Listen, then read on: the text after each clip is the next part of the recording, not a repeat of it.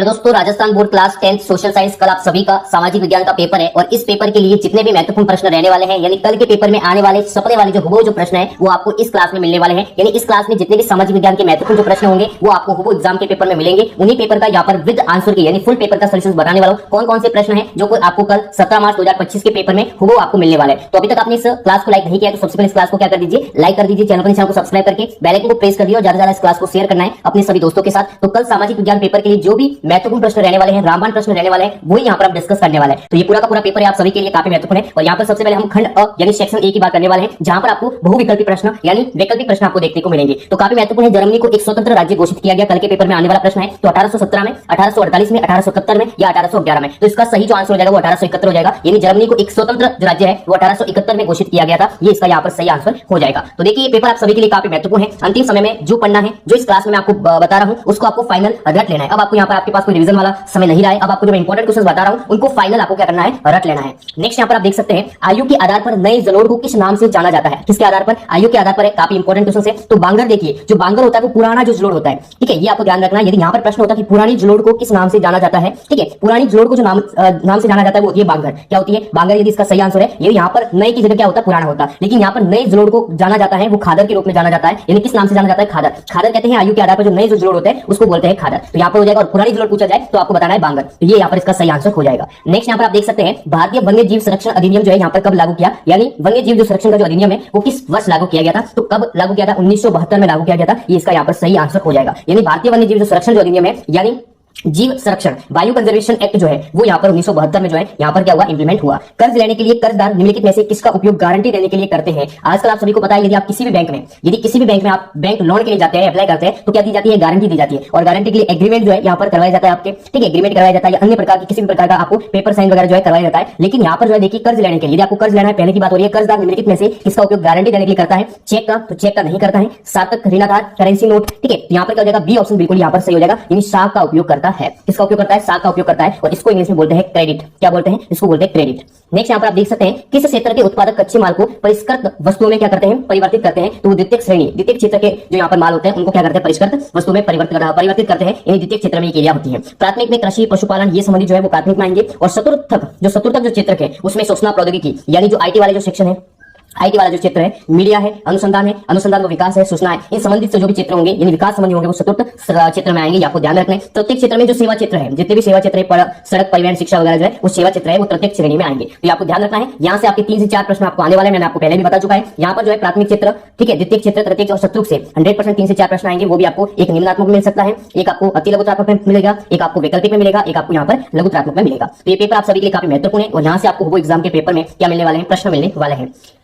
I hope यहाँ पर आपको अच्छे से यहाँ पर मैं प्रश्न समझा रहा हूँ, ठीक है, और अच्छे से आपको यहाँ पर रट लेना है। फाइनल आपका ये रिवीजन ही है, ठीक है। और अभी तक आपने इस क्लास को लाइक नहीं किया तो क्लास को क्या कर दीजिए, लाइक कर दीजिए, चैनल को सब्सक्राइब करके बेल आइकन को प्रेस कर दीजिए। ज्यादा इस क्लास को शेयर करना है अपने सभी दोस्तों के साथ। देखिए देश का कितना प्रतिशत विदेशी व्यापार जो है वो किसके द्वारा हो रहा है, समुद्री मार्गों द्वारा हो रहा है। तो देश का कितना प्रतिशत, तो 95 जो प्रतिशत जो यहाँ पर, ठीक है, 95% जो है वो विदेशी व्यापार किसके जरिए हो रहा है, समुद्री मार्गों के जरिए हो रहा है, ठीक है। यानी 5% जो है अन्य के द्वारा हो रहा है, 5% अन्य के द्वारा हो रहा है। लेकिन 95 जो प्रतिशत है वो विदेशी व्यापार किसके जरिए हो रहा है, समुद्री मार्गों के जरिए हो रहा है। काफी इंपॉर्टेंट क्वेश्चन है।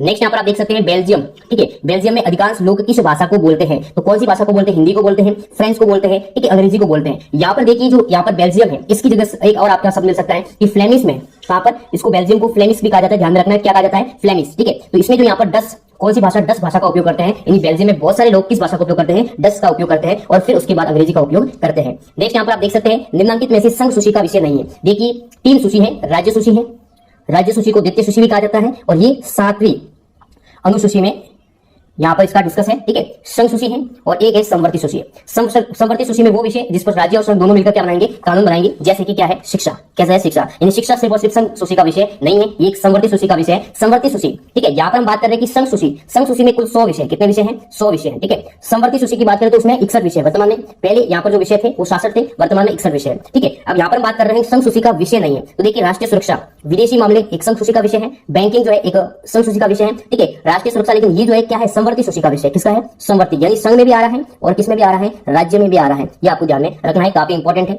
नेक्स्ट यहाँ पर आप देख सकते हैं जाति पर आधारित सामाजिक विवाद, सोशल डिवाइड, ठीक है, डिवीजन जिस देश में पाया जाता है तो इंग्लैंड में नहीं पाया जाता है, ठीक है। कई देशों में वर्ग व्यवस्था होती है, वर्ग व्यवस्था प्रधान है, लेकिन भारत एक ऐसा देश है जहां पर जाति पर आधारित क्या पाया जाता है, सामाजिक विभाजन पाया जाता है। निम्न में से किस देश में एक दलीय व्यवस्था है? अब यहाँ पर देखिए भारत देश है, वहां पर बहुदलीय व्यवस्था है, बहुत सारी अलग अलग पार्टीज होती है, बहुदलीय व्यवस्था ये आपको ध्यान में रखना है। आ सकता है प्रश्न आते लोकतांत्रिक में कि भारत में कौन सी व्यवस्था चलती है, एक दलीय है या बहुदलीय है, ठीक है, तो कौन सी है, बहुदलीय व्यवस्था है। लेकिन संयुक्त राज्य अमेरिका, ग्रेट ब्रिटेन, ठीक है, लेकिन एक दलीय जो व्यवस्था है वो सिंध जो है एक ऐसा देश है जहां पर एक दलीय व्यवस्था है, ठीक है, ये यहाँ पर इसका सिंध सही ऑप्शन हो जाएगा, this is right answer. Next यहाँ पर आप देख सकते हैं लोकतांत्रिक व्यवस्था आधारित है। लोकतांत्रिक व्यवस्था से आशय लोगों का लोगों के लिए और लोगों द्वारा ही शासन होता है, ऐसी व्यवस्था होगी जिसमें राजनीतिक समानता पर आधारित होती है, राजनीतिक विषमता पर आधारित होती है, न्यायपूर्ण वितरण पर आधारित होती है, उपरोक्त सभी पर आधारित होती है। तो यदि जो लोकतांत्रिक जो व्यवस्था है उसका जो आधार है वो राजनीतिक समानता पर आधारित होती है। किस पर आधारित होती है? राजनीतिक समानता पर आधारित होती है, न कि राजनीतिक विषमता पर, न्यायपूर्ण वितरण पर, उपरोक्त सभी नहीं होगा। नेक्स्ट यहाँ पर आप देख सकते हैं विभिन्न देशों के बीच परस्पर संबंध व तीव्र एकीकरण की जो प्रक्रिया है वो क्या कहलाएगी? राष्ट्रीयकरण कहलाएगी। क्या कहलाएगी? राष्ट्रीयकरण कहलाएगी। भारत में राष्ट्रीय उपभोक्ता दिवस कब मनाया जाता है? काफी इंपॉर्टेंट है, कल के पेपर में आपको ये प्रश्न आपको देखने को मिलेगा और राष्ट्रीय उपभोक्ता अधिनियम से जुड़ा भी एक आपको प्रश्न देखने को मिलेगा। तो राष्ट्रीय उपभोक्ता दिवस 24 दिसंबर को मनाया जाता है। प्रत्येक वर्ष 24 दिसंबर को राष्ट्रीय उपभोक्ता दिवस मनाया जाता है। इसकी जो शुरुआत है, राष्ट्रीय उपभोक्ता दिवस की जो शुरुआत है वो कब की गई थी? तो 1986 में की गई थी। कब की गई थी? 1986 में की गई थी। ये भी आपको ध्यान में रखना है, काफी महत्वपूर्ण प्रश्न है। भारत में किस राज्य में स्थायी वनों के अंतर्गत सबसे अधिक क्षेत्र है? राजस्थान में, पंजाब में, मध्य प्रदेश में, हरियाणा में। तो यहाँ पर स्थायी वनों के अंतर्गत जो सबसे अधिक क्षेत्र है वो कौन सा है? आपका एमपी यानी मध्य प्रदेश। नेक्स्ट यहाँ पर आप देख सकते हैं ब्रेटन वुड्स सम्मेलन में किस संस्था की स्थापना की गई? काफी महत्वपूर्ण है, तो वो जो है अंतरराष्ट्रीय मुद्रा कोष, ठीक है, IMF शॉर्ट नेम है, ठीक है, अंतरराष्ट्रीय मुद्रा कोष एकदम क्लियर है, ठीक है, जो कि ब्रेटन वुड्स सम्मेलन में इस संस्था की स्थापना की गई थी, जिसे विश्व बैंक के नाम से भी जाना जाता है, विश्व बैंक के नाम से भी जाना जाता है। निम्न में से नए युग का पहला जो प्रतीक है वो किसे कहा जाता है? काफी महत्वपूर्ण प्रश्न है, कल के पेपर में ऐसे ही प्रश्न आपको हुबहू एग्जाम के पेपर में आने वाले हैं। तो वो जो नए युग का पहला जो प्रतीक है वो कहा गया है कपास को। किसको कहा गया है? कपास को। या फिर आपको यदि कॉटन शब्द मिले तो वो भी इसका भी अर्थ क्या है? कपास ही है, ठीक है, यानी नए युग का पहला प्रतीक किसे कहा गया है? कपास को कहा गया है। गुटेनबर्ग ने अपनी जो पहली पुस्तक है वो कौन सी छपी थी? तो बाइबिल। गुटेनबर्ग बाइबिल करके जो यहाँ पर पहली पुस्तक छपी थी, कब? 1455 में। ये भी आपको ध्यान में रखना है, पूछा जा सकता है, ठीक है। नेक्स्ट यहाँ पर आप देख सकते हैं संवाद कौमुदी का प्रकाशन किसने शुरू किया था? तो यहाँ पर ये जो चारों ऑप्शन है वो क्या हो जाएंगे? गलत हो जाएंगे। तो संवाद कौमुदी का प्रकाशन जो है यहाँ पर 1821 में राजा राममोहन राय जी है उनके द्वारा किया गया था, शुरुआत की गई थी, ये आपको ध्यान में रखना है। नेक्स्ट यहाँ पर आप देख सकते हैं वियना सम्मेलन की मेजबानी कब हुई? 1815 में। किसके द्वारा की गई थी? किसने की थी? ठीक है, तो क्लेमेंस बॉन के द्वारा की गई थी, ये आपको ध्यान में रखना है, क्लेमेंस बॉन के द्वारा। भारत में किस किस किस्म की कॉफी पैदा की जाती है? तो दो किस्म भारत की प्रमुख कॉफी की किस्म है, कौन सी है? एक है अरेबिका, ध्यान में रखना है, एक है अरेबिका और एक है रोबस्टा। ये दोनों ही क्या है? काफी महत्वपूर्ण है। नेक्स्ट यहाँ पर आप देख सकते हैं को राष्ट्र का आर्थिक बैरोमीटर कहा जाता है, किसको कहा जाता है? तो अंतरराष्ट्रीय व्यापार को, ये भी आपको ध्यान में रखना है, किसको कहा जाता है? अंतरराष्ट्रीय व्यापार को राष्ट्र का क्या कहा जाता है? आर्थिक बैरोमीटर कहा जाता है। अंतिम वस्तुओं और सेवाओं के निर्माण में इस्तेमाल की जाती है, क्या इस्तेमाल की जाती है? तीव्र उन्नति में वैश्वीकरण की प्रक्रिया को प्रेरित किया है, लोकतांत्रिक शासन व्यवस्था में सर्वाधिक सुरक्षित है, क्या सुरक्षित है? ठीक है, राजस्थान के किस जिले में 5 गांवों के लोगों में 1200 हेक्टेयर वन भूमि भैरवदेव डाकू सेंचुरी है, ठीक है, तो ये अलवर जिला हो जाएगा। कौन सा जिला हो जाएगा? अलवर जिला हो जाएगा। वस्तु विनिमय प्रणाली से क्या समझते हैं आप सभी को पता होगा अच्छे से। सभी प्रश्नों को, जितने भी अति लोकतांत्रिक के प्रश्न है मैं आपको बता रहा हूं, अच्छे से इनको याद कर लेना है। कल के पेपर के ये काफी इंपॉर्टेंट प्रश्न है और कल के पेपर में वो आपको एग्जाम के पेपर में मिलने वाले हैं। देखिए यूरोपीय संघ का जो मुख्यालय है वो बेल्जियम में है। कहां पर है? बेल्जियम में है, काफी इंपॉर्टेंट है। व्यापार संतुलन से क्या समझते हैं? काफी इंपॉर्टेंट है। शासन की किस व्यवस्था में गलतियों को सुधारने की गुंजाइश होती है? ऐसी कौन सी व्यवस्था है जिसमें गलतियों को सुधारने की क्या होती है? गुंजाइश होती है। विदेशी निवेश किसे कहा जाता है? आरटीआई का पूरा नाम राइट टू इन्फॉर्मेशन यानी सूचना का अधिकार, ये भी आपको ध्यान में रखना है, राइट टू इन्फो। ये जो है यहाँ पर 2005 सूचना का अधिकार 2005 में लागू हुआ। अंतरराष्ट्रीय पुनर्निर्माण और विकास बैंक को अन्य किस नाम से जाना जाता है? तो अन्य नाम है वो है विश्व बैंक। कौन सी बैंक? विश्व बैंक के नाम से जाना जाता है। गीत गोविंद की रचयिता का नाम बताइए। सर्वप्रथम नारीवादी आंदोलन की शुरुआत किस देश से होती है? वो कौन सा देश है जहां से नारीवादी आंदोलन की शुरुआत होती है? कीतागावा उतामारो कौन था? काफी इंपॉर्टेंट है। उसके बाद खंड ब के कुछ इंपॉर्टेंट क्वेश्चन यहाँ पर आप देख सकते हैं, जिसमें एजेंडा 21 क्या है, ये काफी इंपॉर्टेंट क्वेश्चन है, कल के पेपर में आपको मिलने वाला है। रूमानीवाद से आप क्या समझते हैं? ये भी काफी इंपॉर्टेंट क्वेश्चन है। जो इंपॉर्टेंट क्वेश्चन है और ये देखिए गहन जीविका कृषि क्या है, कल के पेपर में 100%, ठीक है, 100% कल के पेपर में मिलने वाला है, क्योंकि ये बार बार रिपीट हो रहा है प्रश्न। जितने भी मैंने क्लास ली है बार बार ये प्रश्न हर पेपर में रिपीट है, यानी ये काफी इंपॉर्टेंट है, कल के पेपर के लिए रामबाण साबित होगा।